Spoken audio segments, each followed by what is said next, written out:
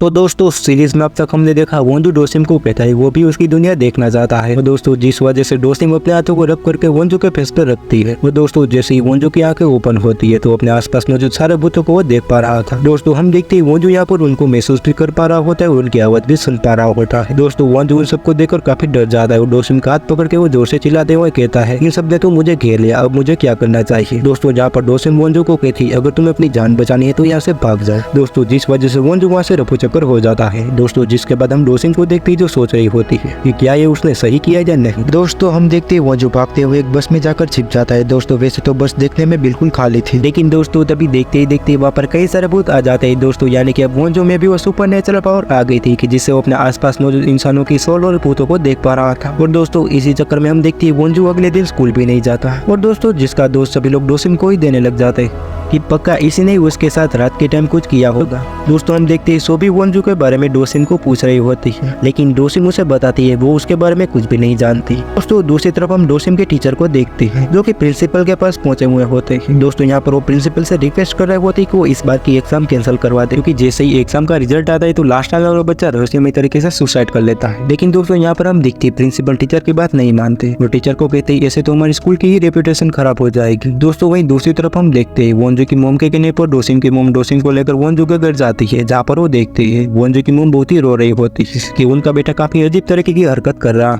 जिससे डोसिम की मोम अपना सारा सामान वाला सामान रखकर अपनी रिचुअल परफॉर्म करने वाली होती है। लेकिन दोस्तों डोसिम उन्हें रोककर बोलती है मोम आप बाहर जाइए, मैं इसे बहुत ही अच्छी तरह से संभाल लूंगी। दोस्तों जैसे ही वो बाहर जाती है तो डोसिम देखती है बहुत सारी सोल बेचारे वोंजू को परेशान कर रही होती है, जिससे डोसिम एक एक करके सभी सोल को वहाँ से भगा देती है। दोस्तों रूम पूरी तरह से खाली हो जाता है, कोई भी स्पिरिट वहाँ पर नहीं होती और ये देखकर वोंजू काफी खुश हो जाता है। दोस्तों यहाँ पर डोसिम वोंजू को कहती है इतनी सारी स्पिरिट तो एक नए समन को भी नहीं दिखाई देती जितनी तुम्हें दिख रही है। दोस्तों वोंजू बहुत खुश होता है और डोसिम को थैंक यू कहता है और दोस्तों अपने बच्चों को खुश देखकर दोनों मोम भी खुश हो जाती है। दोस्तों हम देखते हैं जिसके बाद वोंजू डोसिम को अपने साथ नामली के पास ले जाता है। दोस्तों हम देखते हैं नामली का एक छोटा सा रेस्टोरेंट होता है क्योंकि वो काफी अच्छी फैमिली से बिलोंग नहीं करता था। दोस्तों नामली पढ़ाई में भी काफी अच्छा नहीं था और इसी वजह से वोंजू हमेशा उसकी मदद करते रहता था। दोस्तों तभी हम देखते हैं डोसिम को वहाँ पर स्पिरिट के होने का महसूस होता और दोस्तों यहाँ पर और कोई नहीं बल्कि नामली के स्पिरिट की ही सोल होती है जो कि कई साल पहले गुजर गए थे। दोस्तों तभी नामली के डोसिम को बताते कि वो अपने बेटे को मेहनत करके पास होते हुए देखना चाहते हैं और दोस्तों यहाँ पर वो बहुत ही ज्यादा इमोशनल हो जाते हैं। दोस्तों तभी हम देखते हैं डोसिम की मोम दादी के बारे में सोच रही होती है, जहाँ पर हमें दोस्तों पता चलता है दादी के कहने पर डोसिम की मोम ने डोसिम का ट्रांसफर सेंगिना स्कूल में करवाया था क्योंकि उस इविल स्पिरिट ने उस स्कूल पर पूरी तरह से कब्जा कर लिया था और जिसे सिर्फ डोसिम ही लड़ सकती है। दोस्तों यहाँ पर डोसिम की मोम दादी को कहती है वो इविल स्पिरिट तो बहुत ही ताकतवर है, डोसिम क्या उसका सामना अकेले कर पाएगी। दोस्तों यहाँ पर दादी उसे कहती है वो अकेली नहीं है, कोई है जो उसका साथ देगा। दोस्तों हम देखते हैं घर वापस जाते हैं वोंजू डोसिम को पूछता कि क्या इविल स्पिरिट इंसानों और चीजों के अंदर जा सकती है। दोस्तों डोसिम वोंजू को कहती है वो स्पिरिट जा सकती है जिनके अंदर स्पेशल एबिलिटी हो। दोस्तों तभी हम देखते हैं वहाँ पर मौजूद एक टेडी बियर की आंखें ब्लिंक होने लगती है, जिसके बाद दोस्तों वोंजू डोसिम को ये बोलकर हक करने लग जाता है कि लास्ट टाइम मैंने जब तुम्हें हक किया था तब मेरे अंदर भी खुद नहीं था और इसी वजह से मुझे वो फीलिंग याद नहीं है, लेकिन इस बार मैं तुम्हें मेरे पूरे होशोवास से हक कर रहा हूँ ताकि मैं तुम्हें फील कर सकूं।